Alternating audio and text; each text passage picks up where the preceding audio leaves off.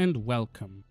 If you're listening to this video as you're falling asleep or dying, this is very appropriate indeed because today's video covers the Fade. Let's start with the basics. As I've not so subtly indicated before, the Fade is the realm of dreams and also where the souls of the dead are believed to go by most known religions. Most sentient races enter it every night while they sleep, the exception being dwarves, golems, and possibly the Qunari. But even these can be drawn into the Fade with magic. The Fade is also where mages draw their power from. It is not a physical realm, but a realm of pure magic which reflects the minds of physical beings. It is separated from the physical world by the veil, which I will get into later. Its native denizens are the spirits which embody emotions and ideas of beings from the physical world. They shape the Fade according to their whims, which just ends up being based on perceptions of dreamers. The powerful ones carve up the Fade into realms they can rule over. In the Fade, thoughts and emotions have more weight than natural laws, including space and time. As a result, spirits don't account for time, and the geography of the Fade changes all the time. The only constant in the Fade is the Black City, which is said to be at the center of it. It is visible from everywhere and all points are equidistant from it. It's always far off because even the most powerful spirits give it a wide berth and no spirit or dreamer can enter it. There are legends associated with it in multiple religions. But I digress, let's get back to our topic. In the Fade, one can find memories of events that happened in the physical world, especially if one crosses the veil in places where those events happened. Memories are preserved either as impressions of dreamers' minds in the Fade itself or by spirits who witnessed these events or found such impressions. Sometimes multiple spirits will even reenact events, like in the case of battles. Speaking of memories, here's a fun fact. In this universe, déjà vu is experienced because spirits push memories across the veil of things that might have happened but didn't when those memories were created. If two people have a deep emotional bond, one can be used to find the other in the Fade, despite them being far apart physically, because that bond has power there. This also works for magically linked objects which can be found through scrying. Ideas also have great power and objects can become what they symbolize. For example, a door symbolizes a transition, so doors become portals to anywhere. While I did say that natural laws don't hold sway in the Fade, that doesn't mean that there aren't any. The Fade will adapt to the belief of the dreamer, so for example, gravity will work as expected as long as the dreamer believes it does and doesn't question it. Same goes for the ground under their feet and any weapons and equipment they might carry. This extends to the appearance of items and the dreamers themselves. They look like themselves because that's how they believe they look. This form is ingrained into their subconscious. It might be possible to change one's form in the Fade if one learns to let go of their own form and learns another. But to accomplish this, one would likely have to spend a considerable amount of time in the Fade, which is dangerous for mortals because the Fade erodes their sense of self. Changing form in the Fade has been done in the past, but the forms were only available in one demon's realm and also learned very quickly, so this is likely something different. So, in short, there is a time and place for healthy skepticism, but the Fade isn't it. Ironically, items that were created by mortal hands will behave more naturally than the natural ones. Rocks, for example, have been known to do weird things like float around and move through each other, but a book will always open to reveal pages. Sometimes these items will float, but at a distance from a surface that is the same as if they were supported by another object that's just not there. For example, a bowl floating at table height from the ground. Created items behave more expectedly because they have a purpose and that purpose is known to mortals and therefore in the Fade. So their behavior conforms to that. Natural items just exist and have no defined behavior as far as the Fade is concerned. Places in the Fade can be categorized, albeit very broadly. First, there's the Raw Fade. This is a frightening, seemingly endless space dotted with floating islands of dark rock laced with veins of raw lyrium. It is always night, but there is a ribbon of eerie light stretching across the sky. Then there are the so-called gaps between dreams. They were only mentioned once and never described, so it might refer to the Raw Fade, but I mention it here for the sake of completeness. And lastly, there are the dreams. These are places built anew every night for the minds of sleeping mortals. The spirits set the foundation, but the mortals' minds fill in the blanks. While a mind is there, the spirit will mine it for their thoughts and memories. The dreams can look almost like the physical world, but because they're built based on perceptions, something will always be different. They will revolve around the concept the spirit embodies or be used to achieve the spirit's purpose. But there have been cases where spirits created dreams only to keep mortals there forever. Such dreams will either grant the dreamer's fondest wish or put them in a state of paralyzing fear or despair. They do this in hopes of putting them in a state of apathy to prevent them from breaking free. This is generally done when the mortals are trapped in the fate unnaturally, usually by a demon. If the dream is a recreation of an emotional event from the dreamer's past, the place in the dream may be permeated with the emotion of the memory, which can be felt even by others should they enter it. The role of people and/or creatures in dreams is filled by spirits themselves. Sometimes a dream is not just a dream, but a vision.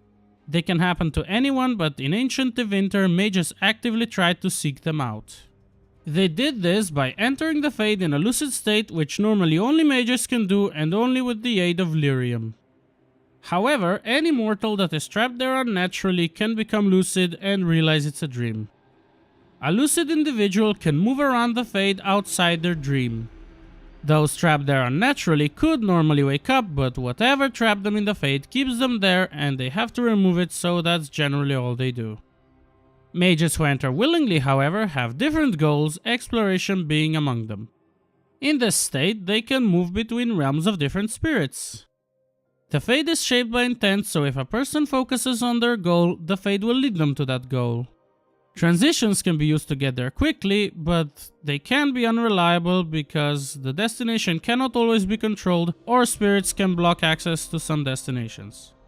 If a mortal travels the Fade on foot, they need a spirit guide because spirits are the only ones that can create the paths. Wisps are usually used for this because they don't have much personality and can be influenced easily. However, should the wisp learn that the mortal is lucid, it will likely attempt to possess them.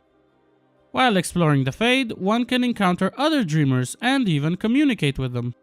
But such communications are mostly pointless because non-lucid dreamers are usually too preoccupied with their dream to notice, and even if they do, there is a very high probability of them forgetting it after they wake up. There is one really big drawback to the lucid state. While dying in normal dreams only causes one to wake up, dying while lucid will cause the body to die in the physical world as well. This is because, whether they are exploring or trapped, they are invariably kept there by some magic which prevents the mind from retreating into the body. Entering the Fade with the mind alone might be done on a nightly basis, but entering it physically is nearly impossible. It has only been done 3 times in all of human history, and the latter 2 times it was with magic from the Veil's creator. To do it, you need a great deal of power to tear open the Veil. Once there, you need to have the will to maintain your form and no doubts, or have magic shielding you, otherwise your mind and body will be consumed by the Fade, as nothing that knows doubt can survive there. I said earlier that I would tell you more about the Veil later, and later has become now. It is commonly considered a barrier between the Fade and the physical world, but a great person with arcane knowledge once said that the Veil is a magical vibration that repels the Fade. It is naturally thinner at night because mortals enter the Fade en masse and spirits are more active. It gets weakened in places where there has been a lot of death in a short period of time, like battlefields. This is because dying brings a great deal of emotion, which makes the spirits cluster and push against the Veil. It can also be weakened by magic, either deliberately or by accident. With blood magic, one can tear it completely and pull spirits through. But if it gets weak enough, it can also tear on its own. If such a tear is large enough, it can weaken the Veil as a whole and even cause other tears. Tears can pull spirits through the Veil, which is inconvenient because those spirits may not have wanted to come and they don't know how to get back. They get miserable, turn into demons, and make everyone around them miserable too. The Veil can be repaired, but it requires knowledge or the right magic. The power to repair the Veil seems to come from the life force of the person doing it, though it can be bolstered by others. During editing, I noticed I made a pretty big omission, which is that the power to repair the veil doesn't only come from other people but also certain objects. There are also artifacts that can be used to both reinforce the veil and measure its strength. It's important to note that they can't repair the tears that have already formed but can only prevent new ones. Also, if one coordinates measurements from multiple artifacts simultaneously, one can predict where the veil will weaken or tear in the future. Earlier I mentioned the veil's creator, and for those not caught up, no, it's not the Maker, but the Dread Wolf of Elven legend. Before its creation, the Fade and the physical world were one and the same. Also, spirits were everywhere, but there were apparently fewer demons around back then. Even if we exclude spirits coming through the veil and getting up to all sorts of nonsense, the Fade still exerts influence on the physical world. Where the veil is thin, the energy of the Fade leaks through and can cause one or more supernatural phenomena. If an area has enough of it, anyone entering it will be able to see and or hear memories of past events, just like in the Fade. Any mage can also light a veil fire where the veil is thin. This is a memory of a flame and it burns without any need for fuel. It is most often used to provide light, but it can also be used to activate certain dormant spells or to write runes with. Such runes can only be read with veil fire, so mages use them to hide messages from non-mages. They convey more than just the literal meaning of the text. They can transfer impressions of sights, sounds, smells, and emotions to the reader. These impressions come from the writer at the time of writing. Then there are the giant spiders, though it's not known if they're possessed spiders or affected by the leaking magical energy. But they are influenced by the Fade because they only appear where the veil is thin. There's also a plant that only grows in such places called Felandoris, which is Elvish for demon weed. Sometimes spirits will try to preserve areas where important events happen to preserve the feel of those events, and they don't even have to cross the veil to do it. They do this by preventing decay, scaring away vermin that would destroy wood, and preventing plants from coming up through floors and walls. This has the effect of making places seem much newer than they are, which means that for the longest time archaeologists drew wrong conclusions because they didn't know about this phenomenon. There is another, shall we say, quirk of the Fade, which is that it allows time manipulation. It was only ever done with a tear in the veil close by or after the creation of the breach. This seems to indicate that it's almost impossible to do with the veil whole. The breach weakened the veil so much that it allowed time travel, but traveling to a time before the breach existed was still impossible. The only known exception is the ritual that Inquisitor Meriden used to bind Hakon, which involved a degree of time manipulation but wasn't done near any tear in the veil. We don't know how this was done, but mages who studied the binding speculated that it was made possible by the Tevinter ruin it took place in. Given that most interact with the Fade on a nightly basis, it's no surprise that it has a place in the beliefs and mythology of most cultures. These differ based on religion. The Chantry believes that the Fade was the first world created by the Maker and he dwelled there in the Golden City at the center of creation. He then created spirits, his firstborn, but became disillusioned with them when they created nothing original despite having the power. So he created a physical world and put up the veil. And he created the sentient beings of the physical world. They would return to the Fade every night that they might remember him.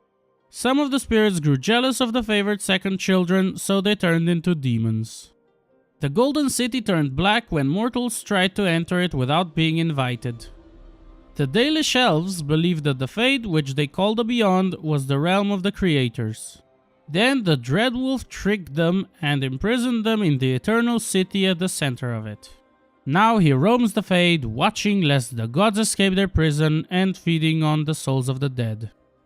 They don't think spirits are innately good or evil, but they are dangerous and should be avoided.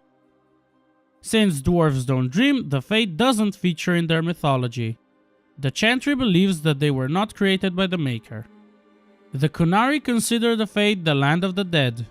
Entering it is strictly forbidden.